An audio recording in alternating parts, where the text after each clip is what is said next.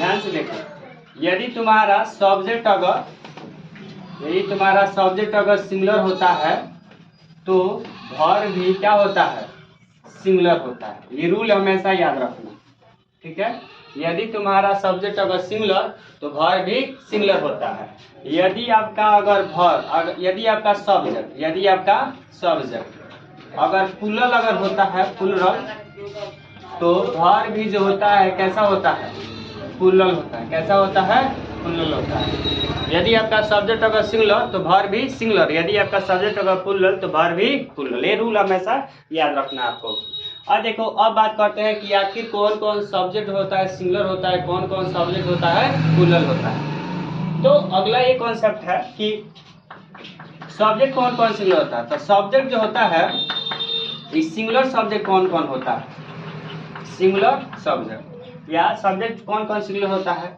चाहे आप ऐसे भी लिखते हो कि सिंगुलर सब्जेक्ट है, वही बात होगा। सब्जेक्ट जो होता है कौन कौन क्या होता है, सिंगुलर होता है। सब्जेक्ट कौन कौन सिंगुलर होता है, तो जानते हो कौन कौन सब्जेक्ट सिंगुलर होता है। तो देखो, ही, सी, इट, नेम जो होता है, सभी के सभी जो सब्जेक्ट होते हैं सिंगुलर होते हैं। जब सब्जेक्ट सिंगुलर तो वर्ब भी सिंगुलर, जब सब्जेक्ट प्लूरल तो वर्ब भी प्लूरल। तो अब देखो, सब्जेक्ट कौन कौन सिंगुलर होता है, तो उसी तरीके से अब वर्ब भी कौन कौन सिंगुलर होगा। तो भाई वर्ब कौन कौन सिंगुलर होता है, तो सिंगुलर वर्ब का मतलब क्या होता है, V5। यानी V5 का मतलब ये होता है जिस वर्ब में एस या ईएस अगर रहता है ना, तो वही क्या होता है, सिंगुलर कौन होता है, वर्ब होता है। देखो, एस या ईएस। देखो, ही, सी, इट, नेम में सिंगुलर है तो वर्ब भी तुम्हारा सिंगुलर हो जाएगा। तो यहाँ पे देखो, इज बताओ सिंगुलर है कि नहीं है ना। वाज बताओ सिंगुलर है कि नहीं है, जो एस एस है। डज बताओ सिंगुलर है कि नहीं है ना। वो बताओ, हैज बताओ सिंगुलर है कि नहीं है। तो आप देखो, इज, वाज, डज और हैज, ये सभी के सभी जो है सिंगुलर वर्ब हैं। और ही, सी, इट, नेम, ये सभी के सभी क्या है, सिंगुलर है। अब ही के बाद, ही के साथ भी इज लगता है, उसके बाद सी के साथ भी वाई लगता है, सी के साथ भी डज लगता है, और सी के साथ भी क्या लगता है, हैज लगता है। और दूसरा का कॉन्सेप्ट हम ले लेते हैं, यदि सब्जेक्ट तुम्हारा अगर प्लूरल अगर होता है, हमने बताया आपको कि सब्जेक्ट अगर आपका प्लूरल अगर होता है तो वर्ब भी क्या होता है, प्लूरल होता है। तो यहाँ पे बताओ सब्जेक्ट प्लूरल कौन कौन होता है, सब्जेक्ट प्लूरल कौन कौन होता है, ठीक है।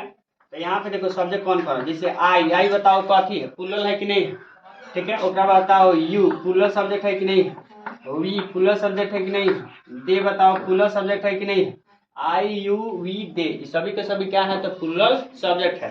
तो वर्ब कौन कौन प्लूरल होता है जी, देखो वर्ब प्लूरल कौन कौन होता है, देखो यानी कि वर्ब प्लूरल का मतलब क्या होता है, यानी कि V1, यानी कि वर्ब का पहला रूप जो होता है ये कैसा होता है, प्लूरल होता है। कैसा होता है, प्लूरल होता है। तो आई, यू, वी, दे, ये जो है तुम्हारा सब्जेक्ट भी प्लूरल है, तो हमको वर्ब भी कैसा लिखना चाहिए, प्लूरल लिखना चाहिए। तो बताओ, डू बताओ, सॉरी यहाँ बताओ एम और आर भी होता है। एम और आर जो होता है, आगे हम कॉन्सेप्ट तुमको बताते हैं। एम और एम तो हमेशा मतलब किसके साथ लगता है, आई के संग क्या लगता है, एम लगता है, और आई के साथ क्या लगता है, वाई लगता है। लेकिन आई जो है ये तुम्हारा नेचर वाइज माना जाता है इसलिए, लेकिन जब इसका यूज जब किया जाता है तो क्या हो जाता है, प्लूरल हो जाता है। तो देखो यू के साथ में आर लगता है कि नहीं लगता है, यू के साथ में क्या लगता है, आर लगता है, यानी कि सभी के साथ में क्या आर लगता है। उसके बाद देखो वियर, उसके बाद देखो डू, उसके बाद देखो हैव, ठीक है।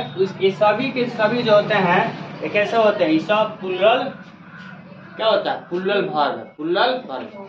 दे के साथ भी हैव लगता है, दे के साथ भी क्या लगता है, डू लगता है, वी के साथ भी डू लगता है, नहीं।